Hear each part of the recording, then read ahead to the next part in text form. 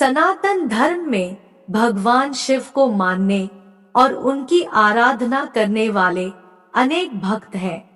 मान्यताओं के मुताबिक भगवान शिव की श्रद्धा भाव के साथ पूजा करने से सभी पापों से मुक्ति मिलती है और व्यक्ति को मोक्ष प्राप्त होता है।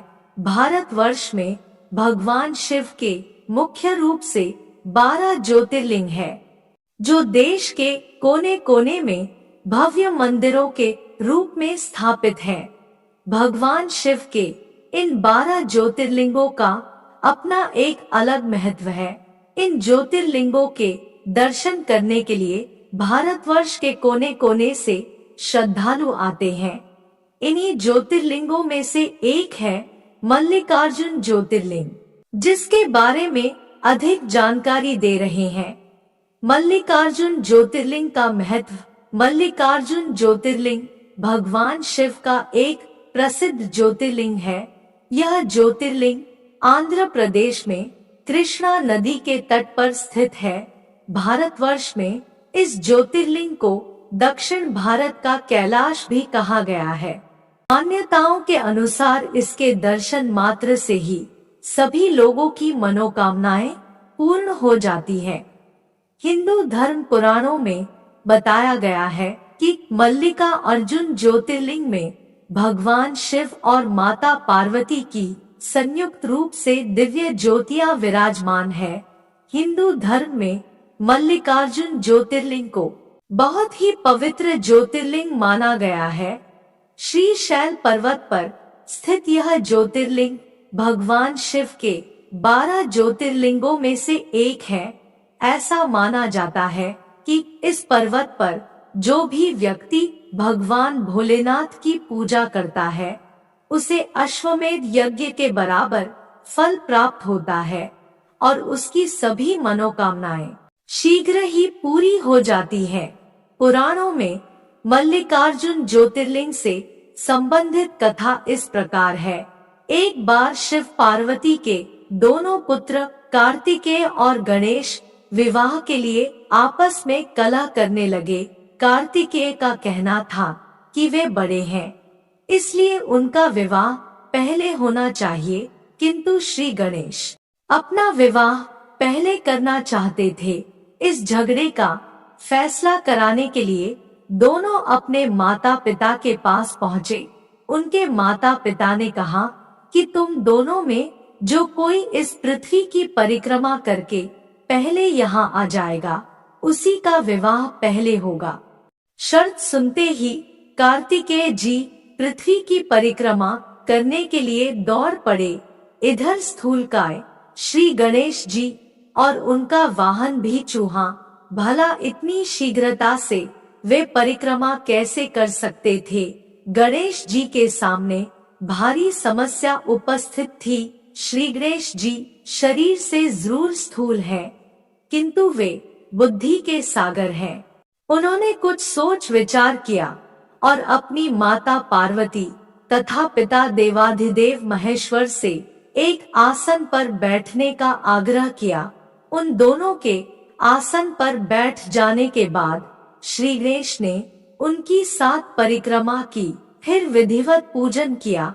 इस प्रकार श्री गणेश माता पिता की परिक्रमा करके पृथ्वी की परिक्रमा से प्राप्त होने वाले फल की प्राप्ति के अधिकारी बन गए। उनकी चतुर बुद्धि को देखकर शिव और पार्वती दोनों बहुत प्रसन्न हुए और उन्होंने श्री गणेश का विवाह भी करा दिया। जिस समय स्वामी कार्तिकेय संपूर्ण पृथ्वी की परिक्रमा करके वापस आए, उस समय श्री गणेश जी का विवाह विश्वरूप प्रजापति की पुत्रियों सिद्धि और रिद्धि के साथ हो चुका था। इतना ही नहीं, श्री गणेश जी को उनकी सिद्धि नामक पत्नी से शुभ तथा रिद्धि नामक पत्नी से लाभ, ये 2 पुत्र रत्न भी मिल गए थे। भ्रमणशील और जगत का कल्याण करने वाले देवर्षि नारद ने स्वामी कार्तिकेय से यह सारा वृतांत कह सुनाया। श्री गणेश का विवाह और उन्हें पुत्र लाभ का समाचार सुनकर स्वामी कार्तिकेय जल उठे। इस प्रकरण से नाराज कार्तिक ने शिष्टाचार का पालन करते हुए अपने माता पिता के चरण छुए और वहां से चल दिए। माता पिता से अलग होकर कार्तिक क्रौंच पर्वत पर रहने लगे।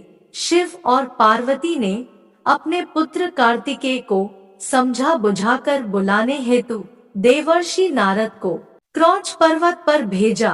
देवर्षि नारद ने बहुत प्रकार से स्वामी को मनाने का प्रयास किया, किंतु वे वापस नहीं आए। उसके बाद कोमल हृदय माता पार्वती पुत्र स्नेह में व्याकुल हो उठीं। वे भगवान शिव जी को लेकर क्रौंच पर्वत पर पहुंच गई। इधर स्वामी कार्तिकेय को क्रौंच पर्वत पर अपने माता पिता के आगमन की सूचना मिल गई और वे वहां से 3 योजन अर्थात 36 किलोमीटर दूर चले गए।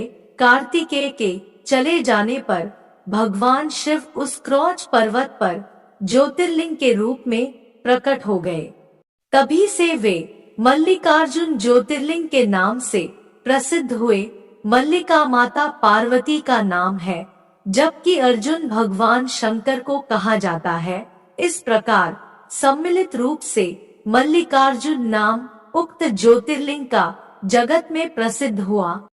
एक अन्य कथा के अनुसार क्रौंच पर्वत के समीप में ही चंद्रगुप्त नामक किसी राजा की राजधानी थी। उनकी राजकन्या किसी संकट में उलझ गई थी। उस विपत्ति से बचने के लिए वह अपने पिता के राजमहल से भागकर पर्वतराज की शरण में पहुंच गई। वह कन्या ग्वालों के साथ कंदमूल खाती और दूध पीती थी। इस प्रकार उसका जीवन निर्वाह उस पर्वत पर होने लगा। उस कन्या के पास एक श्यामा नाम की गाय थी, जिसकी सेवा वह स्वयं करती थी। उस गौ के साथ विचित्र घटना घटित होने लगी। कोई व्यक्ति छिपकर प्रतिदिन उस श्यामा का दूध निकाल लेता था। एक दिन उस कन्या ने किसी चोर को श्यामा का दूध दुहते हुए देख लिया। तब वह क्रोध में आग बबूला हो उसको मारने के लिए दौड़ पड़ी। जब वह गौ के समीप पहुंची तो उसके आश्चर्य का ठिकाना न रहा, क्योंकि वहां उसे एक शिवलिंग के अतिरिक्त कुछ भी दिखाई नहीं दिया। आगे चलकर उस राजकुमारी ने उस शिवलिंग के ऊपर एक सुंदर सा मंदिर बनवा दिया। वही प्राचीन शिवलिंग आज मल्लिकार्जुन ज्योतिर्लिंग के नाम से प्रसिद्ध है।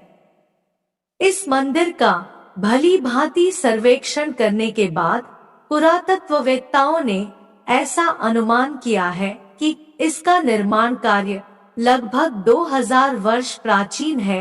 इस ऐतिहासिक मंदिर के दर्शनार्थ बड़े बड़े राजा महाराजा समय समय पर आते रहे हैं।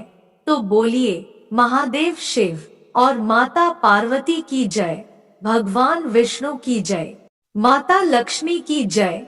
जय श्री राम, जय श्री कृष्ण।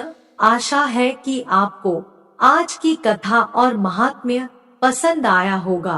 तो हमारे प्रोत्साहन के लिए एक कमेंट, एक लाइक, एक सब्सक्राइब और एक शेयर अवश्य करें। धन्यवाद।